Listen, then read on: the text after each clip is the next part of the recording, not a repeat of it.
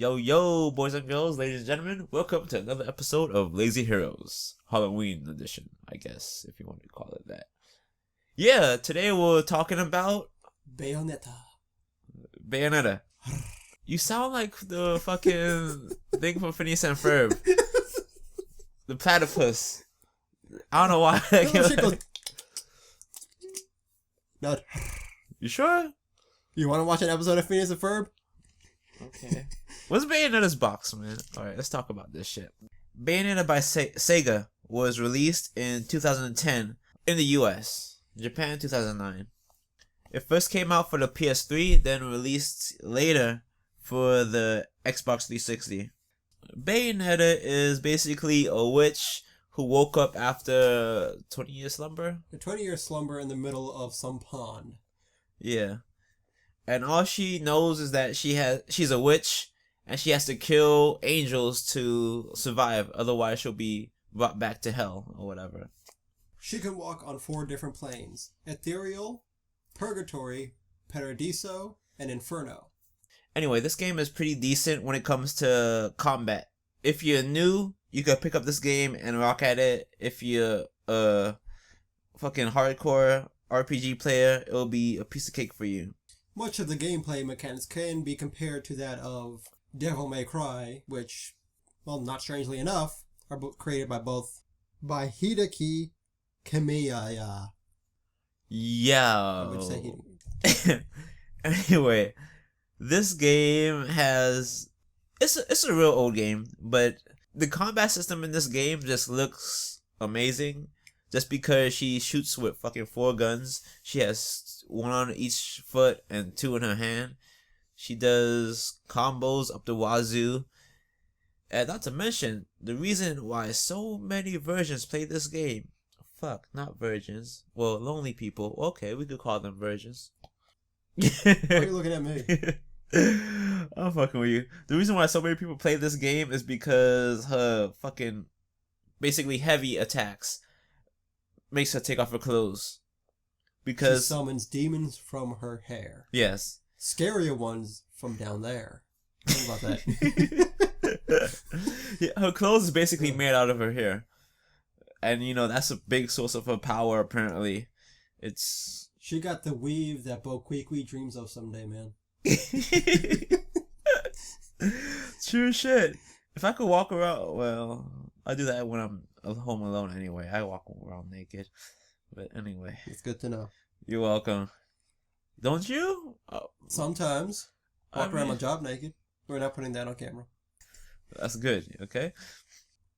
Well, yeah, so you go throughout the game trying to find your memories. We don't know yet. Find your memories, yeah. Yeah, you go throughout the game trying to find your memories, you know, because you don't know what happened before you woke up. You only have glimpses of what you can remember. There's a few side characters, like a big black dude that helps you out, giving you or making you guns and shit like that. A little fat guy named Enzo. Yeah, he's like the modern day pimp in the game. Amongst the immersive combat system, there are various puzzles that may or may not annoy you. Ask my cohort here, it seemed to really piss him off. It didn't really piss me off, but they weren't really puzzle games. It was just, oh, it's a wall, we kick it. Okay. It's not a puzzle at all. No thinking involved, just hit it. Hit the whole wall in the right amount of time, basically. Now, for those who like a game with a storyline, granted, Bayonetta does have a great story, but the way the game is so fast-paced, it's kind of hard to catch it during your very first playthrough. So, it is recommended that you go on through with the game, second time around, try and catch a story. If you can multitask, hey, congratulations. Yeah, you play it once just to get the feel for the game. You play it the second time to actually understand what the fuck you did the first playthrough. You play the third time, you're obviously just into the girl. And there will be links below where you can find her hentai. No, there will not. Anyway, what I didn't like about this game was the loading screens for the PlayStation is a pain in the ass. Like, every everything you do, I swear, I felt like it was a loading screen. It took away from the game, basically. You have 4 sets of guns, 2 pistols, 2 shotguns, a katana, 2 elemental claw thingies. You could pick up your enemies' weapons. You can also pick up your enemies. Yeah, you can pick up your enemies. There's several various funny moments within the gameplay, such as the angelic centipede, in which Bayonetta proceeds to, as you can tell, put angels' heads up their asses and kill them. Basically, in this game, sex sells. Really? Yes.